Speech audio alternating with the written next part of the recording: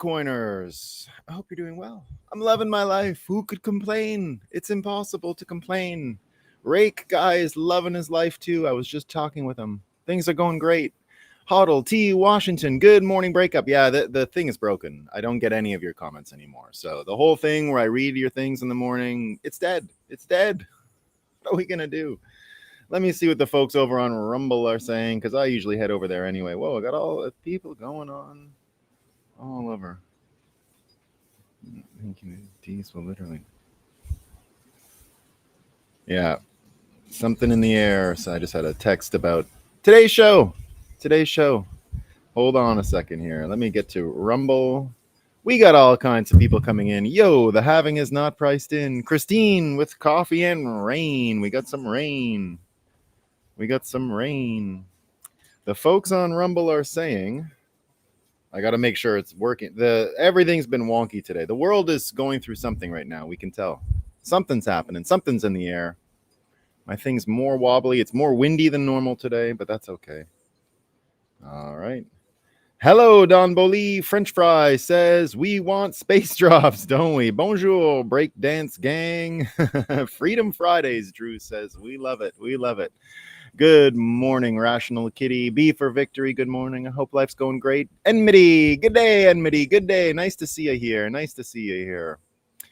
Hold on. Things are coming in quick now. Bitcoin Deb. Good morning. Bitcoin or bust. Indeed. We'll be talking about that today. Hola, fellow plebs. 10 inches of snow in Wisconsin. God bless you all, BTC Maxi. So you'd like to know this every day, walking with Christ. Regularly, we get the Cabot sour cream delivered here in Barbados. Don't ask me why I get my nice Vermont products here in Barbados. I'm lucky. But the other day I got some Wisconsin dairy that you don't get to choose. It's like whatever the fancy expensive dairy they get in. And I had some Wisconsin dairy. Very good. I loved the sour cream. I bought the cottage cheese too. Excellent stuff. Happy to have it. Happy to have it. RFK Jr. VP Micro. That would be a good one. Wow. Hadn't thought of that. Hadn't thought of that. Rake Man, I was worried for a moment. Yeah, we had a nice chat this morning. We had a nice chat. The fellow you see behind me walking to the beach is a world famous horse racing journalist, by the way. He's been doing the horse race stuff for a long time. He's a pretty neat guy. Good morning. Rogan episode talk about Zapruder film for 30 seconds, but nothing juicy. Yeah, the Zapruder thing's got legs. It's totally fake. It's like 100% fake. I never knew that. I've seen it 1,000 times. Never even thought that it was fake. You know, that's how foolish we all are, right? Let's not forget when we laugh at people as we will today. Let's not forget how many of us fell for the Zapruder film our whole life. It takes 1 second to realize it's a complete and total scam. Total scam. Right. All right, everyone. Let's acknowledge that we got a major sunrise today. It's happening, right? No problem with the sunshine. Bitcoin running globally. So all that's left for us to do is have a coffee and talk about what's new. Horse racing, like a view to a kill. I don't remember that. I don't remember that movie that well, but no, just like I'm on a track. Yeah, those are the horses that you would see swimming in the corner. I don't see them today, but I will point out if there's ever horses there. I'll definitely share it with you. So there's a horse race track, really walking distance from me, and the horses that live there come and swim some morning. So it's pretty cool. Pretty cool. All right. You're not here for horses, right? We love horses, but you're here for the fakest news I can find. It's Moscow time. Moscow time. We have some great ones today. I had to cut some out today. I could have done everything on Moscow time. I could have done tip to tail Moscow time today, but there's too much other interesting stuff happening in the world, so I can't do that, right? Maybe one day I will just do a complete and total. If I have an unbelievable supply of Moscow time content, which I think is coming. It's just increasing by the day, right? I used to have to go look in places for fake stuff. It's just literally overflowing now. Like I just have to go on the internet and there's Moscow time. It's the best. It's so good. Here we go. The Globe and Mail in Canada, where we know the dumbest people in the world live, right? We know that. We're sure of it. We're sure. We're from Canada, so we know. We know that the dumbest people in the world live there. We know it. Here's what they say. Opinion. This is from, it's not the largest newspaper in the country. It's not the largest newspaper in the country, but it's one of the largest national papers. I think the Toronto Star remains the most read newspaper, but it's a local Toronto paper. This is the most read national paper. And here's what they say. Excessive free speech is a breeding ground for more Trumps. It's a breeding ground. It's a breeding ground. There you go. We got some more. Reuters was on a roll the past couple of days. Here's what they say. Fact box. Bloodbath, vermin, animals, Trump's rhetoric on the trail, right? So they're going here with the thing that because he uses words like vermin and animal, that by the way, if you didn't know, according to the fake news, being a charismatic someone who gives long speeches to people and uses these words, that's actually what fascist is. If you didn't know, right? Giving a bunch of speech. They even went in there and compared it to Mein Kampf, right? Anti-Defamation League leader Jonathan Greenblatt called the language racist, xenophobic, despicable. The campaign of Democrat President Joe Biden compared Trump's comments to Hitler. No way. Who used the phrase blood poisoning in Mein Kampf. So Reuters managed to get some Mein Kampf in there. Very good, very good, very good. Cerno did, normally we don't put comments on Moscow time, but this one was so good. From Cernovich, he says, when you only have run playbook, you keep running it. The ADL smeared good people for years. You'd think after October 7th, they'd understand who really hates Jews versus who is neutral on Israel / doesn't really care and proceed accordingly. But nope. Oh, well, not my problemo. ADL, Jonathan Greenblatt, some people were ready to kind of stand up for you, but that's over. That's over, right? That's over. We got more, though. We got more from... again from Reuters running up the board today. God, they do this thing where they go and interview a bunch of Christians, so they sound like the country rubes. These are some of my favorite little subgenre of Moscow time. Here's what they have. God gave us Trump. Christian media evangelicals preach a messianic message. And then, of course, New York, from New York, Reuters. This is really a battle between good and evil. Then they go and talk to these leaders. And then, of course, they make fun of them and then blah, blah, blah, right? Great stuff. Thank you, Reuters. You're doing great. CNN writes, New York Attorney General's office takes initial step to prepare to seize Trump's assets, including golf course and private estate north of Manhattan. And then because of that, you had all these conversations yesterday where they were talking about what Trump has to sell in order to pay his $500 million to $400 whatever New York bill to Letitia. And it turns out yesterday they were on CNN talking about, what he could pay, what he'd get for it, right? So according to CNN, Trump should sell Mar-a-Lago because it's worth around $240 million to pay the bond. But they forgot that in the other scam case in New York, they only had it listed at 18 million that caused this whole thing. So they sort of forgot their lies for a second, right? It's good stuff. It's good stuff. Thank you, CNN. You're doing great. Rolling Stone. This is another good one, right? Rolling Stone. Donald Trump doesn't expect to win his ABC defamation lawsuit, according to those who've talked to him about it. Of course, winning isn't the point. He just wants to bully the media. Rolling Stone, mind reading, excellent mind reading. I really wish Rolling Stone would share who the super powered mind reader they have on their writing board is. I don't know. It's great stuff, though. Thank you. This is great. This is from the San Francisco Chronicle. An unhoused sex offender who antagonized so luckily here they didn't call him a homeless bum, all right? He's an unhoused sex offender, or a homeless pervert, I should say. So instead of, if I was writing the headline, I'd say a homeless pervert, right? But they don't like that. So it's a unhoused sex offender, right? An unhoused sex offender who antagonized San Francisco's inner Richmond for months with signs advertising free fentanyl is back in the neighborhood, raising fresh concerns about his presence in a local playground.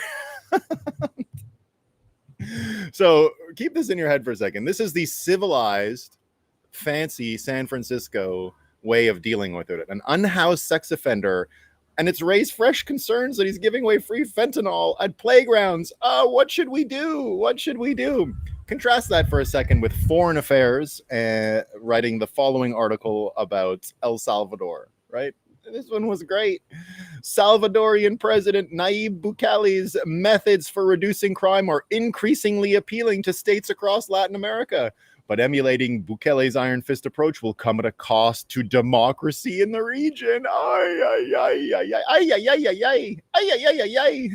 Democracy in the region's gone. Here's what they say: the costs of El Salvador's crime crackdown.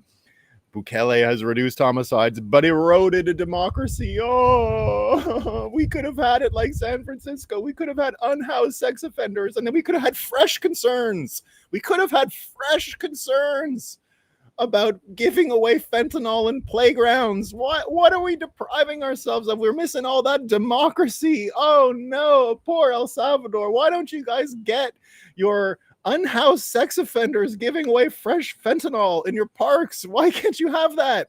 You're not lucky. You're not great like America. Okay, guys, you need the unhoused sex offenders with signs for free fentanyl in your playgrounds, and then you get to raise fresh concerns. Okay, you could get fresh concerns, or you can erode democracy. Oh.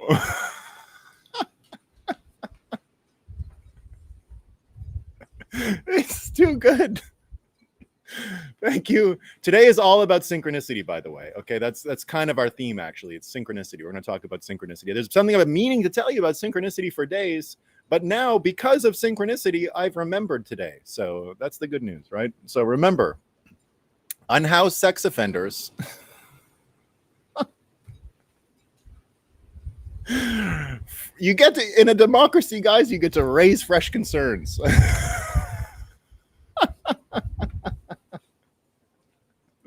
But in El Salvador, they've eroded democracy. Okay, that's what's going on. This one's great. Yahoo News. This one's just perfect. This one's just perfect, right? Don Lemon interviewed a mediocre white man.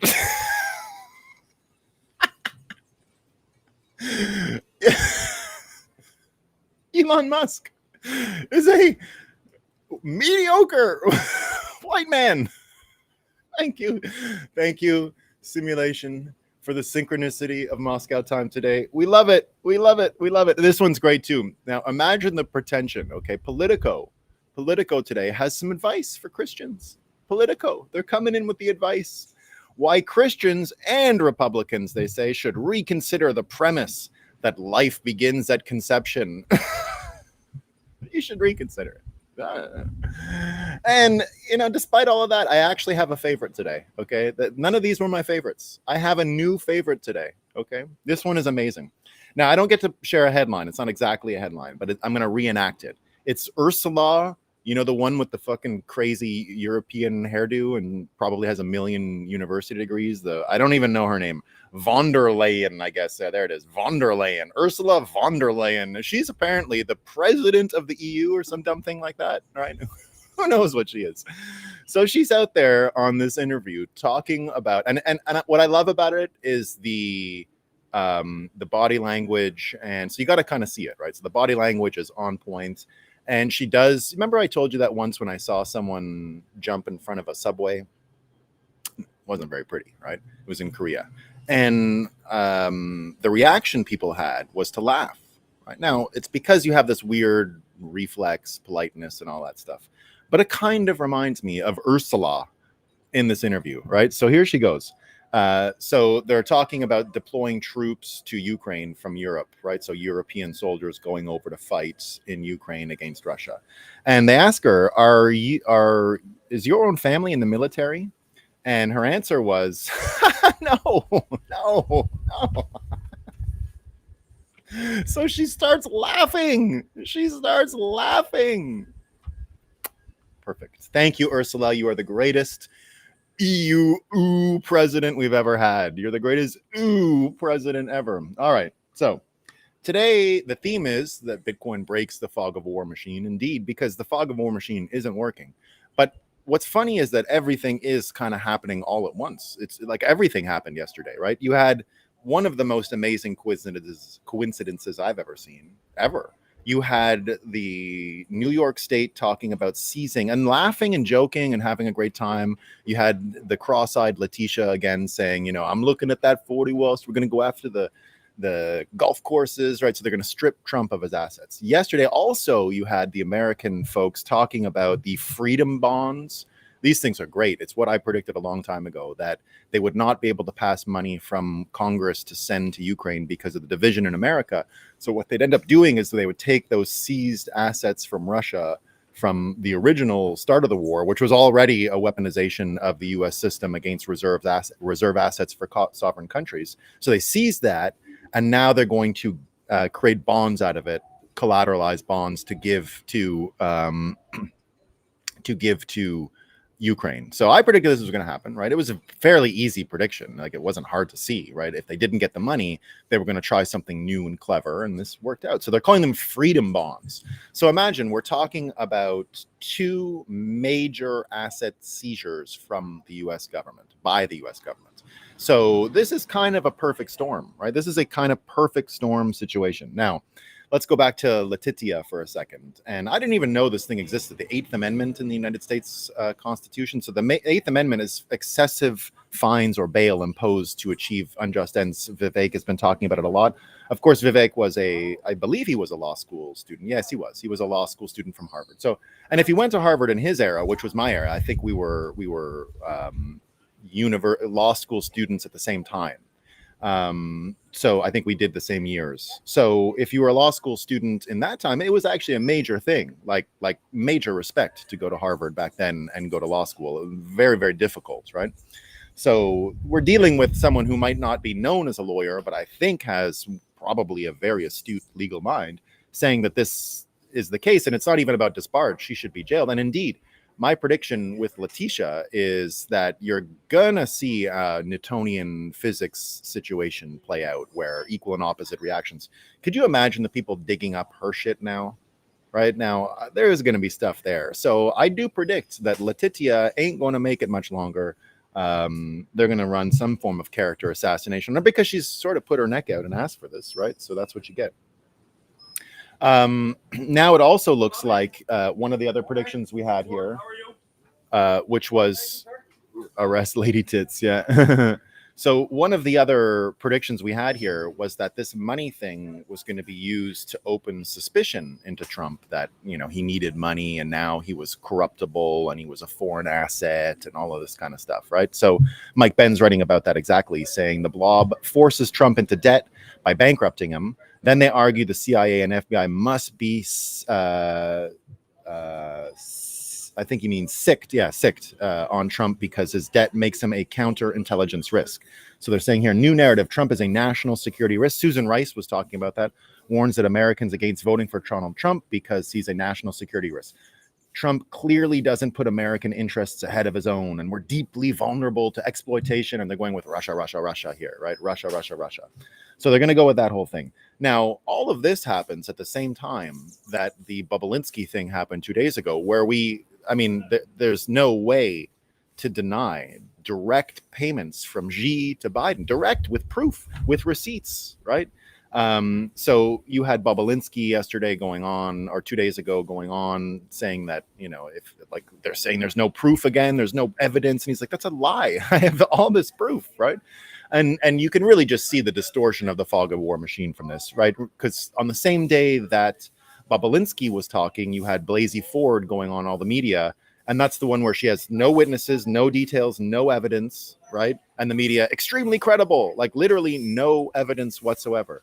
Contrast that with Bobulinski. I have phone recordings, emails, texts, itineraries, receipts, and the media and the journalists will go on, not credible.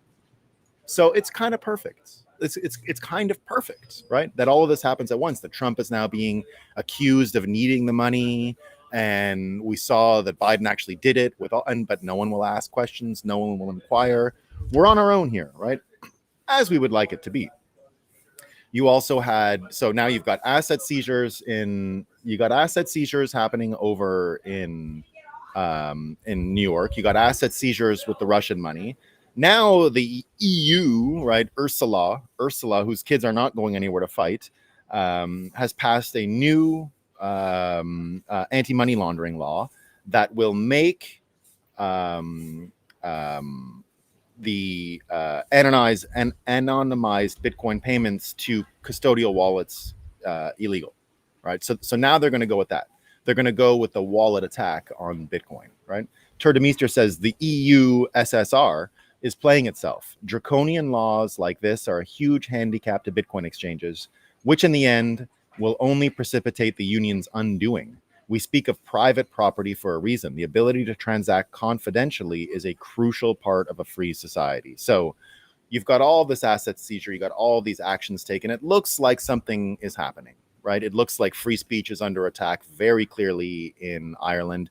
It looks like Ireland is kind of a test case to see if they can get away with it. Canada, I believe for a long time, the whole country is really just a test case for PSYOPs to see penetration.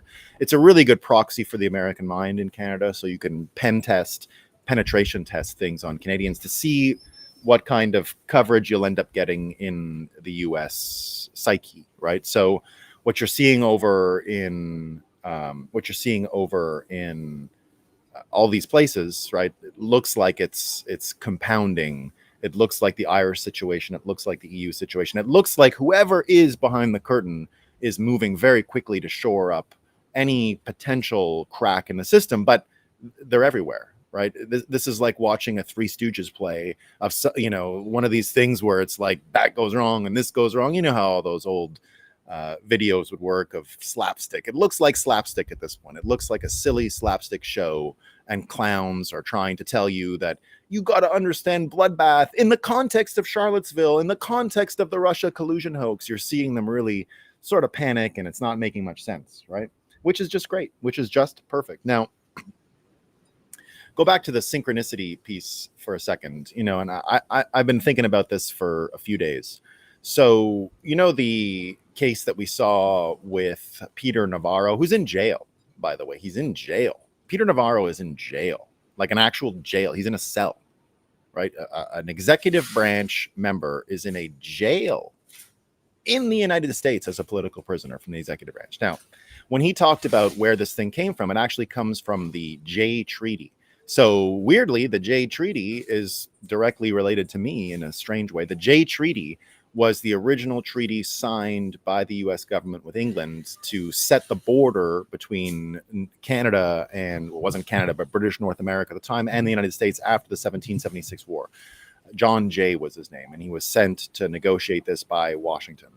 And when he got home, people weren't happy about this. So Congress tried to compel Washington to come to Congress to explain why the Jay Treaty was signed. And that's where this executive privilege and the division and separation of powers and the inability to prosecute the executive branch comes from. And it's basically the simple explanation is Washington said, you can't compel me and I can't compel you. That's the division of powers, right? And we've lived in that tradition ever since. But with Navarro in jail, that tradition is gone. Now, the synchronicity piece is that the Jay Treaty, the line that was created, is literally on my property where I live. I look at Jay Peak, which is the mountain where I ski in front of my house in Vermont, and it is my front yard view, was named after John Jay because it's a huge peak right at the border. The 45th parallel, the line, the halfway point between the equator and the North Pole, was the line they chose, and that's where I live. There's all these really neat old farm stones and really neat old obelisks and things like that people have been putting up for years. They're just, if you go for a walk on this trail, because it's sort of all cleared, you can walk the whole thing. You'll come across obelisks. You'll come across all kinds of fun sundials and shit like that. And unfortunately, this week was the so all of this happened. The Jay Treaty stuff actually happened on the spring equinox, when the day is exactly equal if you're there. It's 12 hours of sun and 12 hours of darkness if you're on the border at that day. It's the midpoint, right? That's how they measure the equinox. So funny enough, it's where I'm from, and it's a major deal in this border thing. And by the way, the solar eclipse that's coming over the continent now, I know a lot of Bitcoiners are excited for the 420 halving, but about a year ago when I was looking at it, I was excited that if we could pull it back to April 9th, it would be much more auspicious. Imagine the Bitcoin halving happened during a eclipse. That would have been amazing, right? So the eclipse is going to go right over my house. So unfortunately, I'm going to miss it. It's a sadness for me, but that's okay. But speaking of borders, right? Speaking of borders, this border, John Jay, executive privilege, all of that stuff, is actually playing out in real time now with the Texas situation, right? So Texas looks like the border got breached yesterday. It looks like there was a huge mob that stormed it, a huge riot. Now, I still can't really get my mind around all these legal cases going on in Texas because it's bouncing back and forth. I think the summary, what we need to know is from Greg Abbott. He says, about the surge of illegal immigrants in El Paso, the Texas National Guard and Department of Public Safety quickly regained control and are redoubling the razor wire barriers. The DPS, the Department of Public Safety, is instructed to arrest every illegal immigrant involved for criminal trespass and destruction of property. So it looks like they're still enacting the law and enforcing the law that they wanted. And it looks like the judgments have worked out net. It's okay for Texas to do this stuff. Yeah, no, I saw that. They didn't. I was gonna put that in it. I read it. It's too low quality to even put in Moscow Times, Russ. It's what they're saying is they found a way to do ASIC boost a little better. Don't believe them. Don't believe them. It's just an ASIC boost thing. They haven't cracked Bitcoin at all. They think, and even if they have, all they've done is found this way to mine faster. So ASIC boost. Remember, if you weren't around at the time, ASIC boost performed silently for months. Like nobody really knew it was happening. Well, some people knew it was, there was conspiracy theorists who knew it was happening.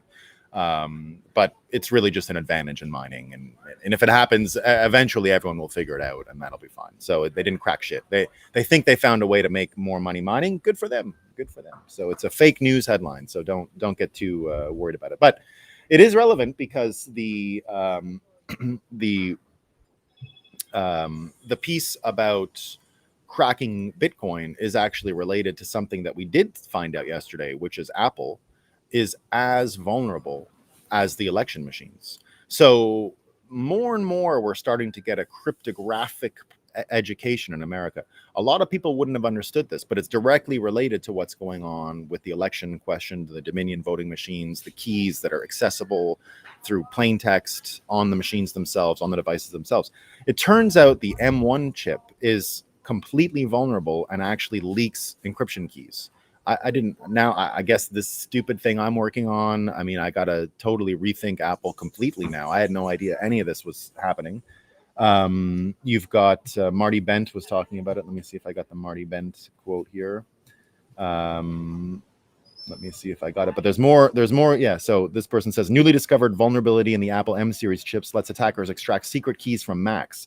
The flaw is a side channel allowing end-to-end key extractions when Apple chips run widely used cryptographic protocols, and it can't be patched. This is a fundamental problem. There's no software that can do it. This is a hardware issue. So it looks like we got some issues with Apple, but that's not the only issue. Let me see if I can just, where's that Marty Bent? Yeah, there it is. The researchers demonstrated the capability to extract various cryptographic keys, including the 2048-bit RSA key within an hour and a 2048-bit Diffie-Hellman key in just over 2 hours. Go fetch a significant vulnerability in Apple's M series. Now, where did this vulnerability come from and why did we hear about it just yesterday? Why did we hear about it on the exact same day that the Department of Justice has taken action against Apple? So Apple sued yesterday for its monopoly and something.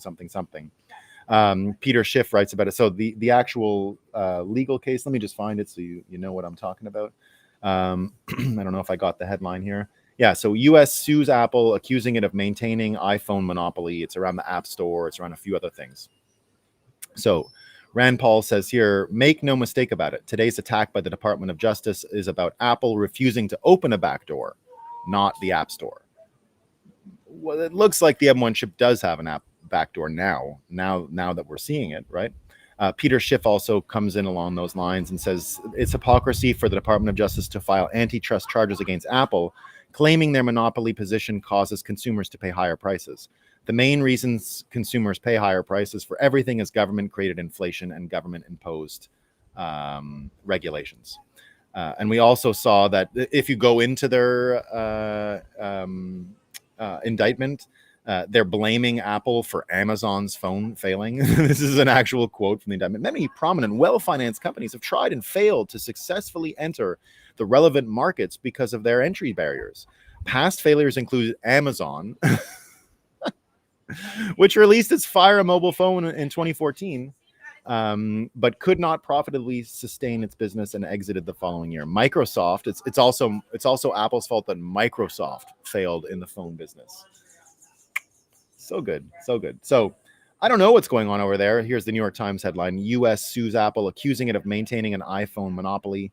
A huge loss on the stock market yesterday for Apple. They lost 115 billion in market value as regulators on both sides of the Atlantic are training their eyes on the iPhone company, unnerving investors with fears over fines and threatening its market dominance.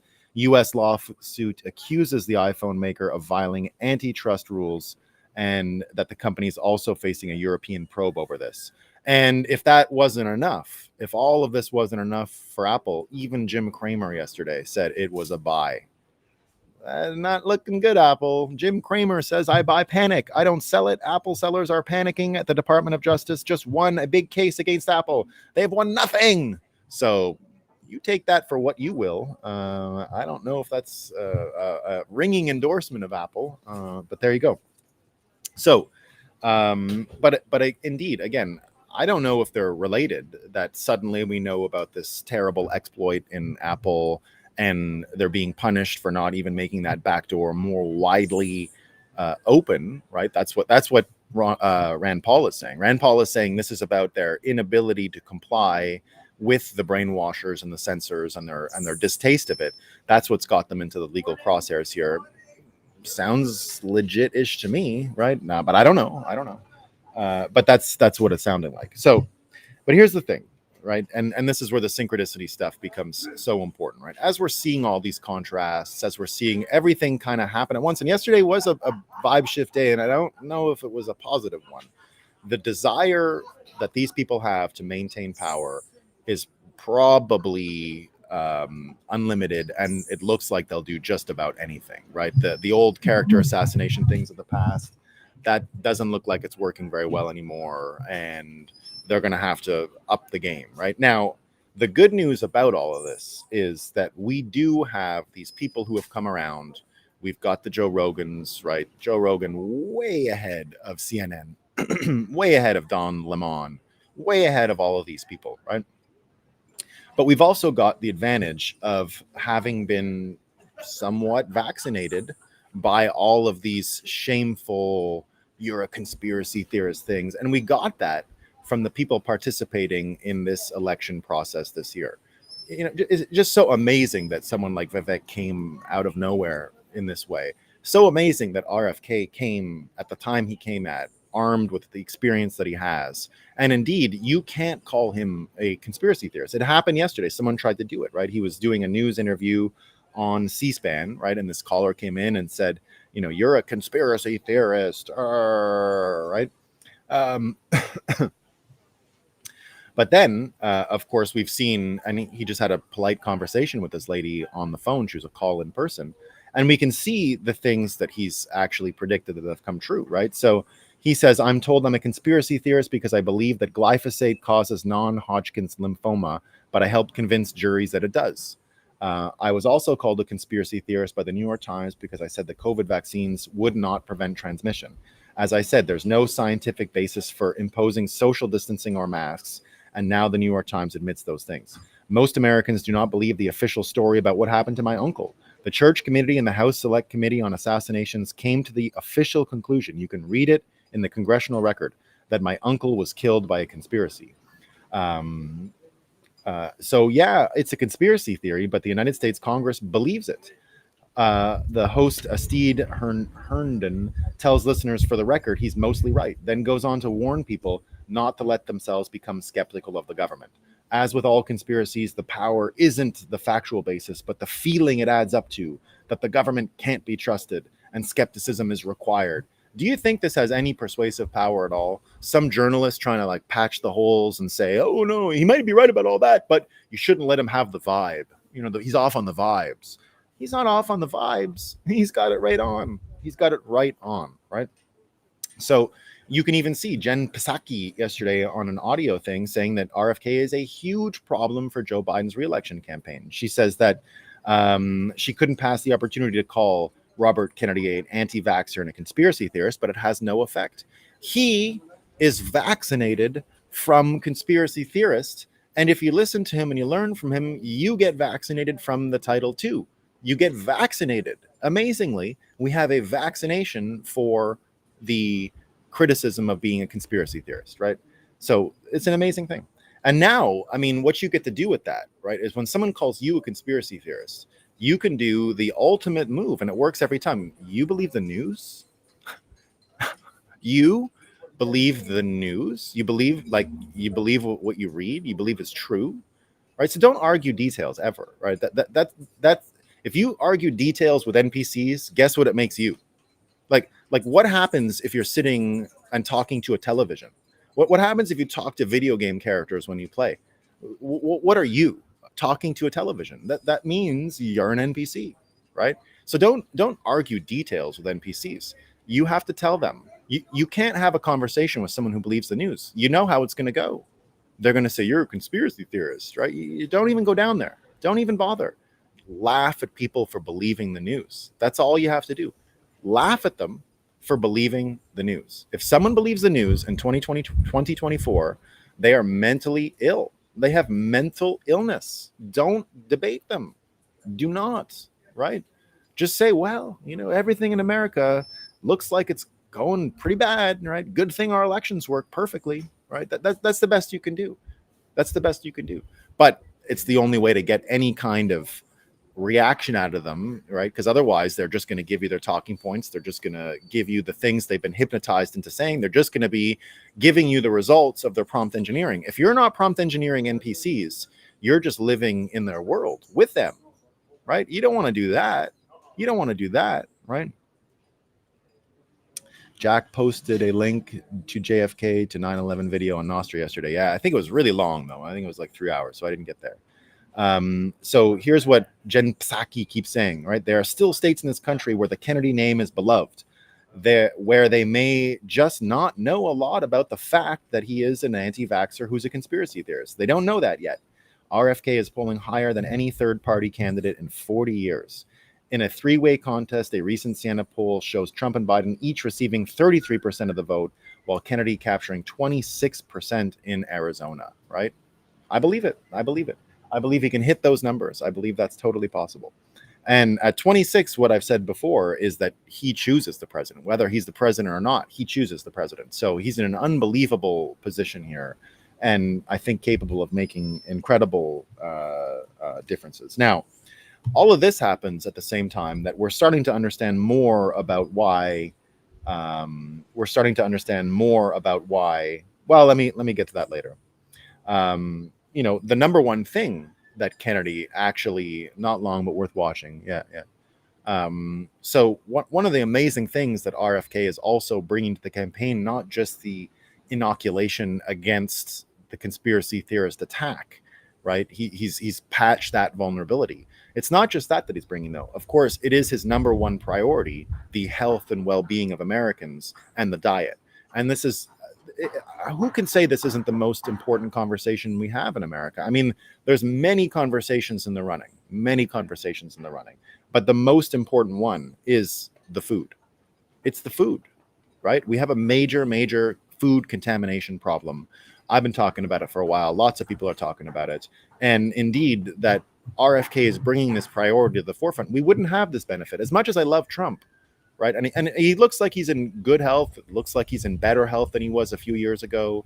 But he's not exactly a symbol of health, right? Like, he's a good athlete. I love all that stuff. I love that he's physically active, the golfing, and, he can throw really well. I've seen him throw baseballs and footballs. It looks like he's coordinated. He knows what he's doing. It looks like he was a pretty decent athlete when he was young, but he doesn't look like the picture of health, right? Let's be honest, right? He doesn't look particularly unhealthy, but he doesn't look like the picture of health, right? He doesn't look like he's, using T replacements like RFK.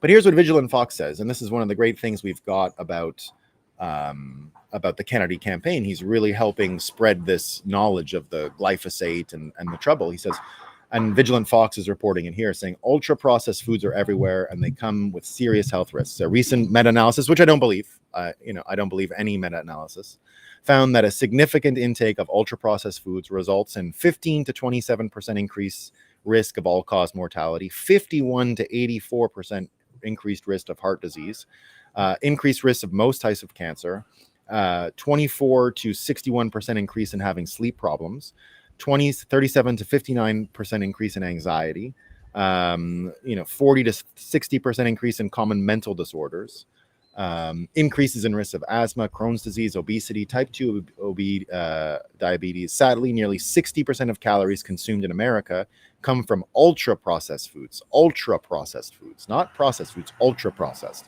Before you get hit by one of these health conditions, here are the 5 foods to cut out of your diet right now: sugary breakfast cereals, deli meats, potato chips, processed cheese slices, and sodas. So those were the ones that he gave, right? And indeed, it looks like we're starting to have this conversation, not about like have a better diet. No. That conversation was for the 1990s, right? The conversation we're getting to now is you're being poisoned. It's contaminated. It's a major problem. That's not the same as I need to eat more healthy, right? That's not the same. In this case, what we're dealing with is some form of, well, you can get good deli meat. Yeah, you just got to be careful of which ones, right? I think he even gives advice here. These contain a lot of salt, which I don't mind. He's wrong about salt. Salt is the best. And preservatives, which are linked to increase heart disease. I think it's the nitrates and the, what do you call them? Sometimes they use these emulsifiers and stuff like that, right? Deli meats are fine. Yeah. I mean, there is a difference in deli meats. There's a difference, right? I think quality matters. I know I get the better, I get these Mennonite ones from where I went to college in Waterloo, and now they're available everywhere in most grocery stores in Canada. They're great. I get really good deli meats down in Vermont. There's a few places doing sausages and stuff like that. So I get them from there, and they're terrific, right? So yeah, I definitely slice my own. Yeah. I do get the expensive ones. You kind of have to, right? You kind of have to. I pay a fortune here in Barbados for salami. It's not really a thing here. It has to be imported. It's only okay. It's not as good as what I get back home, but kids like it every now and again, so we got to do it. So indeed, the summary here is that everything is happening at once. Boar's Head is okay. Yeah, I don't mind Boar's Head. Yeah, I've had a lot of good Boar's Head over the years. Unless you can't afford anything healthy. Yeah, it's true. Yeah, I mean that's what I still spend. All of my disposable income on is food. I mean, we pay a fortune for everything. We arbitrage a lot between Vermont and we look up anything about nitrates. They're fine. Yeah, I believe that. I mean, look, again, my thing about the meat anyway is not even really about what's in it, how it was processed, I just want to know the animals had a good life, right? And then I think everything else takes care of itself. I don't like the industrial farming. When I get the sausage, it's more that I've been to those Mennonite farms. They're totally fine, right? I like how the animals are living.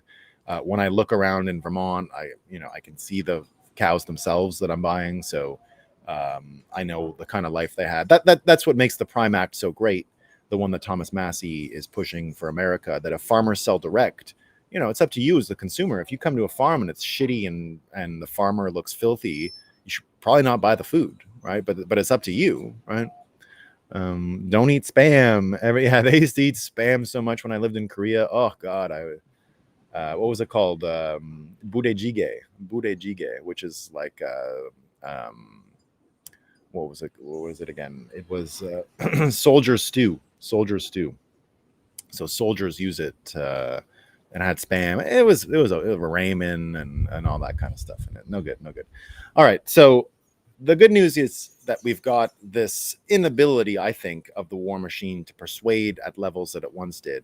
And so you're going to have to see more and more drastic action to plug the holes and keep the whole thing afloat.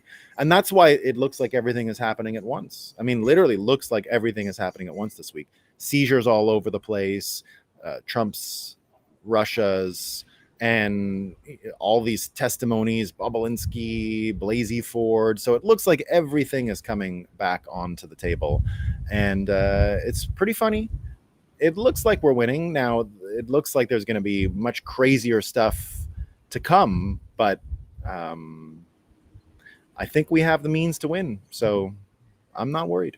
And even if we lose, we win, right? Even if America is sacrificed in order to maintain power, the fog of war machine will be even more clear. And I just simply don't think America is going to be getting the support from foreigners that they once got to sustain the global hegemony based on the corruption of their own homeland. Japan is not into this. Saudi's not into this, right? They're not all calibrated to the US fourth turning cycles, right? They're not here for it. Russia's not into it. None of these places are into it. Why would India want to attach their wagon to America? Why? At this point in history, it's obvious to everyone something's wrong, right? So there you go. Spam is super popular in Hawaii. They sold Spam ramen and McDonald's when I lived there in the 80s. Yeah. It's that's from the Koreans and the Japanese coming around, right? They love it over there because the Americans shared it, industrial amounts after the war, and they never really, in Korea, they had never really had meat to that extent. I've talked to old timers when I lived in Korea. When I lived in Korea, and that was in the early 2000s. So the people weren't that old. The people who were born just before the war were only 50 years old. So if you talk to one old timer, they would remember what it was like before the war. And those people were abundant and everywhere. Like 60-year-old people were, all over the place, and grandparents. And I used to talk to these people all the time. And they would tell you that they would get meat at like weddings, like once a year, right? It was not very popular. Fish more popular, sure, but meat was non-existent. To this day, meat is part of the wedding ceremony in Korea because it was so rare in the olden days. So it's a huge difference, and that's why they have this affinity for Spam that you're never going to be able to take away. Well, maybe the new generation, but the old one, it was a lifeline. So that'll always be there. I love Scrapple. Unfortunately, so good friend, good fried up with maple syrup. It's a Pennsylvania thing. Yeah, I don't know what that is. Scrapple. I've never heard of it. I don't know what Scrapple is. I chose Poke Daily, but everyone eats Spam. Yeah. Yeah, I bet. Yeah, that comes from that part of the world. It's the Korea Japan connection. Spam is not that popular in Japan, but you can get it for sure. All right, I was going to talk a little bit about Hunter as well. It looks like Ben's suspicion that he was a CIA asset is the reason why you're not getting any of the why he's being protected so much, right? So that's why he's untouchable. Mike Ben says Hunter Biden was advancing a CIA project in Ukraine to swing the natural gas market towards NATO, and that's why he's untouchable. So it looks like that's what's going on, right? If they can steal skyscrapers and golf courses from a POTUS, what do you think they can steal from a SNNPC? Yeah, that's the way it's headed. But I think we're going to win. I think Bitcoin makes this all impossible for them to keep funding this perpetual machine. But that's just me. All right, what are folks saying over here on a Rumble? Let's see. I love riding my motorcycle in Vermont. There's some kick. Yeah, it is great, huh, Vito? Yeah, it is an excellent. I love driving in it. It's one of the reasons why I don't drive in Barbados very much. I'm so used to just the chill driving of Vermont that I can't handle it. And I used to drive in New York City. We wish you ain't gonna make it, but I'm too cynical nowadays. Sluggo says. New American motto: come to our sanctuary cities with all the fresh fentanyl you can stuff into your pockets through a blue state, of course. Fresh freedom fentanyl. Good day, freaks. No fear, peace, Moran says. USPS is a shitcoin, Moran says. It is. After what the US did to Huawei, the Apple situation sounds hilarious. It sure does. Yeah. Tom says, good morning. Vito, no vax is safe. CB Van, mash the like button for continued prosperity. We love that. Vito, myself and my grandson are living proof that vax is no good for your health and not needed. Yeah. SVC, stop Bitcoin. Yeah. Wrong terminal. No problem, Vito. What about Barbados fresh fish? Got to be the fresh fish. Got to be the best choice locally. Connector. Yeah, I definitely eat the fish here a lot. It's really good. They have a local fishery. It's excellent. But I get really good steak and chicken here. I get it all delivered from a farm. Barbados is different than the other islands because there's no rainforest or huge mountains. The whole thing is farmable. And because the whole thing is farmable, you can get, pretty good, if you're willing to pay for it, pretty good steaks, chicken, pork, whatever you want, eggs. I get everything pretty natural. It's not that expensive, actually. Like it's New York City grocery prices. It's not more than that. I mean, they're not, like I said, they're not giving it away for sure, but it's not cripplingly expensive at all to get good stuff. I think we spend probably, as a family of all the ground. Okay. Scrapple is the armpits, the knees, the meat, the snouts, all ground up into a nice gray paste. Yeah, we do. This is something for all you non-Quebecers. If you come there, they'll give you a nice little white pate paste on your breakfast plate. Every breakfast plate in Quebec. We do English breakfast in Quebec, bacon, eggs, and all that stuff. And you'll get this little white thing. It's pig brain. Everybody eats it. Yeah. So we eat creton. It's called creton. Head cheese. It's excellent. I didn't know what it was. I ate it my whole childhood, and no one told me what it was until finally my parents were like, It was too late though. I'd gotten so used to it. It's good stuff. Very good stuff. All right, team. That's all I got for today. A little loud. How did all the sound make it through today? I hope it was okay. Rake guy was cool, right? We love Rake guy today. Friday's a little busier. That's why I don't think I'm going to be doing a show tomorrow here, because Saturdays usually are really busy on the beach. And last week I did it as an experiment to see if it was possible. It's been a week since we did the outdoor show. It's going pretty well, I think. Going pretty well. Sound was great. Good. Great. Thanks. Yeah. So I doubt we're going to be doing one tomorrow. I've also got a busy day with the kids and all that stuff. So we'll be doing all that stuff. It's the kids' ballet recital tomorrow. It's the last day of ballet. So that should be fun. All right, team. Thanks for coming. I appreciate it. Loving the outdoors. Good, Bitcoin Deb. Yeah, it's a better vibe. Huh? The little cramped room I had a bit of a... It felt like I was collecting US dollars like a poor person. Oh, yeah, pardon me. I don't know about in a month, but here in Barbados, I'd say I pay about 500 US dollars a week for all the food. I'd say that's probably what I'm coming in at. But it's a lot of kids having a good time, and there's not really much like how much does this cost going on, right? And I'm one of the most guilty people. I don't ever check prices in the grocery store. I literally just take what I like, and I always get the healthy stuff, Yeah. They're not giving it away. So but you can get like a really good steak from the farm. A ribeye from the farm is probably coming in only at around 15 USD. They're small, 10, 15 USD per steak. The strip is about the same. I can get Jamaican frozen and delivered steak, but also grass-fed.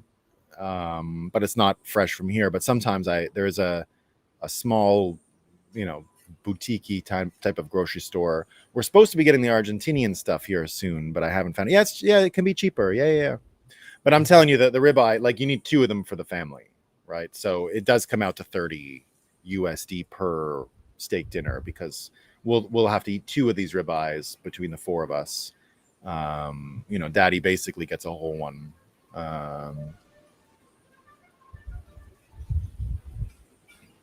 Money lessons should motivate you all to keep stacking. Nico says, love the show. Nolan drops fire. Thanks, Nico. We love it. Simply Bitcoin in the house. Simply Bitcoin in the house. We love it. Yeah. So it's they're not giving it away. They're not, but it's like I said, New York City prices. It's not terrible. And when I get the Jamaican beef, just between big orders from the farm, because I only order from the farm every 2 weeks. I get it in a box. But when you pick up a steak here and there, and It's about 20 USD for 2. They come in a pack of 2. Not bad. Not bad. Not bad. Bitcoiner, thanks for always sharing your insight. Much appreciated. Thanks for coming, everyone. Thanks for enjoying coffee with me in the morning here on the beach. Thanks for acknowledging the sunrise and that Bitcoin's running, and for talking about what's new. All right, everyone. See you Monday.